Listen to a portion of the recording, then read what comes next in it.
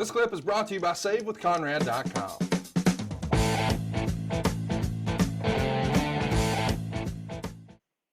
Beefcake gets him in a sleeper when Colonel Jimmy Hart causes a DQ to save the title. The feud continues until SummerSlam, which was supposed to be Beefcake's last shot at the title. And then a twist happens.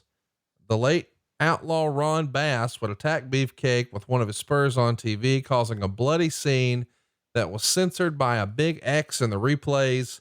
And I got to tell you, man, as a kid, I was fascinated by this big X and wanted to see what was happening around it. And if I could pause the VCR enough, I could see pretty ingenious stuff to do here in 1988. What do you remember about this angle? Oh God, I loved it. And the big X we made sure that the X was positioned in the way that as the camera moved, you got to see a little bit. Oh my God, the Crimson Mask. And you just got to see bits and pieces and enough to really be scared and just appalled at that. But at the same time, it was so terrible we had to exit out. It's kind of like the bar across the boobs in the old newspaper print magazines. For 1 year, 2 months, and 27 days, the Honky Tonk Man was Intercontinental Champion.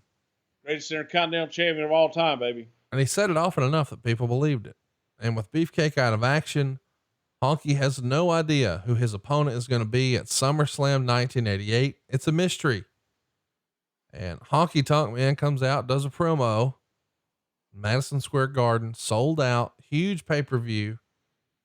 And he says, it doesn't matter who it is, just send somebody out and I'm going to beat them. And of course, Jim Johnston's famed Ultimate Warrior music hits, and Honky loses in a super squash to the Ultimate Warrior, who was going absolutely nuts along with the crowd. I mean, a gigantic crowd. The fans were really with Warrior here. And he would even tell our friend Sean Oliver over at Kayfabe Commentaries, this was a good payday. And he says the payday was more than he expected, but WrestleMania 3 was less than expected. He is going to wind up doing a handful of return matches with Warrior. And he said he was happy enough with those matches. He felt like he accomplished all he could, and he had some creative input. He says, I accomplished what needed to be accomplished. I got him over right away. He was an automatic star right away. It was good for the company because they needed someone fast to get over. And he told Sean Oliver, it didn't hurt me to lose to the Warrior. I got to tell you, I'm pretty surprised by those comments. I would think that anybody, especially Honky Tonk Man, as vocal as he's been over the years, when you talk about him losing so quickly and allegedly being the same guy who a few months before didn't want to lose, now doing so willingly and so quickly, that's a little hard to process. Well, again, it kind of goes back to what I said before and your word, allegedly. Right. So I think rumor, innuendo, and folklore in reality, two different things. And Honky didn't have a problem. And I think it was the right thing to do for Warrior. Obviously, Honky agrees with that. And it was the right thing to do for business. And it was good. But I'll also tell you that Honky didn't ever let him press slam him again after that. And not grab, or at least he didn't grab him by the nuts. That's for damn sure. He only did that one time. Here's the thing. I want to believe you. I want to believe that Honky didn't try to protest losing the belt to Savage. I want to believe that, no, he is the guy that just willingly and knowingly was like, yeah, I'll lose to Warrior in a couple seconds. No big deal.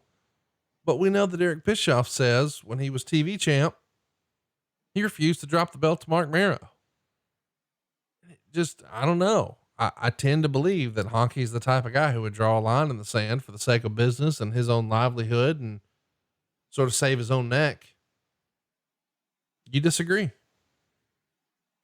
Yeah, we had different experiences. Maybe I handled Honky Tonk Man differently than Eric did. Maybe Vince handled Honky differently than Eric did. I don't know. I'm sure you paid him more for sure. July 18th, 1989, Honky Tonk Man works 3 matches at a set of TV tapings, 2 against Hulk Hogan, 1 for an episode of Superstars of Wrestling.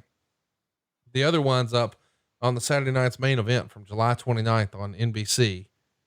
We should also mention that in 89, he finds himself working with another Southern boy, the American Dream, Dusty Rhodes. They even face off in a SummerSlam match in 1989. Dusty's going to win by pinfall. In shoot interviews, Honky was pretty critical of Dusty here in 89 and said that he was, well, lazy. And he even used some harsher words than that. And this is around the same time that Dusty was trying to get out of Dodge, I think, and head back to WCW. Is that a fair criticism of Dusty's work in 89? What say you? Yeah, I think so. I think Dream was kind of going through the motions at that time.